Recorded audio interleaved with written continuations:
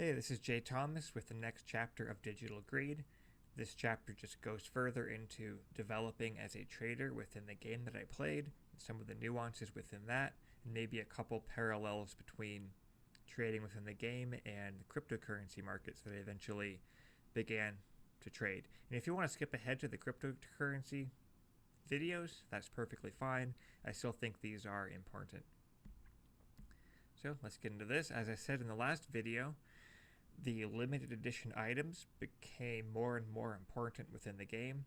The richest and most successful traders owned hundreds of these limited edition items, which they saw increase in value remarkably during the years before I had even started playing the game. One of the richest players actually got banned for real money trading, abbreviated here as RMT. Basically, he would sell his items within the game for actual money, dollars outside of the game, and this was a bannable offense. Anyone caught doing it would be instantly banned. They'd lose all their items. So there's a very serious thing within this game. So a lot of people did not want to do that, or they tried to sneak around the rules and do that. So the main parallel with the important thing with that to cryptocurrency is that I saw a lot of people valuing these digital items within the game for actual money. And so much so that eventually the rules of the game were changed to try to limit how many people were buying and selling virtual game items for real money. So once this extremely successful player was banned for partaking in this RMT, the prices for the rest of the limited edition items spiked rapidly. Many of the other successful traders saw this as it was a permanent decrease in supply. Prices had been rising for years, but they just wanted to accumulate more of them, assuming that supply would continue to go down and prices up. And again, these LEI fell in three tiers. They're the P LEI, which were the most sought after. Some of those would take months to acquire. The middle tier W LEI, not as valuable, but still very rare and sought after. And then the bottom tier, the ULEI, which were rare, but they weren't as the demand for them was not nearly as high as the others, particularly because you could not wear them on your in-game character and show them off. That was hard, so you have to leave them in your inventory, so no one could see them. So very few people wanted those compared to the other two tiers of LEI. So just keep in mind there are those three tiers. People buying them to store wealth, people buying them to speculate just because they like them. At the beginning of the game, when these events came out to award these limited edition items, the creators of the game probably didn't think the prices would go up so much because they really served no purpose. Like they didn't help with anything within the game. They were just, the only property was people just used them to show off, or they're meant to be fun items that were just maybe even just passed around amongst the player base just for fun, because they didn't have any purpose within the game. But because of their limited supply, they eventually got hoarded by the richest and most successful traders, and then eventually these limited edition items actually came to be the defining part of the entire economy of the game. So after getting some of those, or let's go back to this one. So as I continued to trade, realized there were a lot of scams. So there were a lot of scams in this game where you had to be aware. And this is similar to cryptocurrency, where you get in and you have to realize that there are scammers and how they work so you can avoid them. So some of the scams involved with this game were when you tried to trade people, a trade screen would come up. Of course, the easiest one was one person would just remove the items from the trade screen, hope the other person didn't see it, go through the trade, and then one person realizes they didn't get the item they hoped for. Another common one was that people would enter the wrong amount of game currency or the wrong item. Sometimes the other person might not notice. I think a common one was, instead of offering 1.1 million gold coins, which would show up as 1100k, they'd put up 11,004 GC, and a lot of times that 4 kind of looks like a K, so the numbers looked pretty close, but one was 11,000 and one was 1.1 million. Another one of those scams was people would log in with 2 accounts at once. On one, they would pretend to be buying an item much higher than the market rate.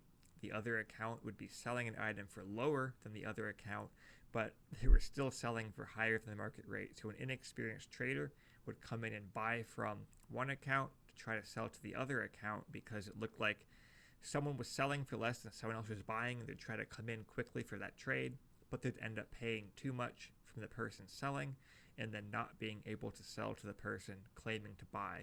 And in the end, it was the same person just on 2 accounts, and they had planned it that way. The other way was people would just want to borrow an item from someone. So a friend would give them an item, they'd go use it, they might return it, or they'd just immediately take it. But the more clever scammers would return it and then ask to borrow a higher valued item. They'd use that within the game to do whatever, the training or fighting something, and then return it. They'd keep doing that, asking for more and more valuable items. Eventually, they'd get something valuable enough, and they'd just steal it and run away. And this could go on this process could go on over months, where you think you're really good friends with someone, and they return the items you loaned them, but eventually you loan them too much, and they take it and run away. So, as a trader, you have to be aware of all sorts of scams. These are just kind of the ones present within this game. After a while of getting better at trading, I decided to start a mini business within the game. So one of the things you could do to make money within the game was to process some materials. You could buy a raw version of an item and turn it into a processed item. There was a few different examples of that, but in one of these, you could make up to 300,000 GC per hour just doing it on your own. And at the time, perhaps the fastest way to make money in the game on your own paid around 1 million GC per hour, but you had to train your levels up for perhaps 6 months. Very, very routine, boring ways to do that, and eventually at the end of that, you could start making 1 million GC per hour. But I decided that maybe instead of just me processing this item, I could hire lower level players to process them for me, and I'd pay them. The difference between the raw item price and the processed item price could have been, let's say, 200 GC.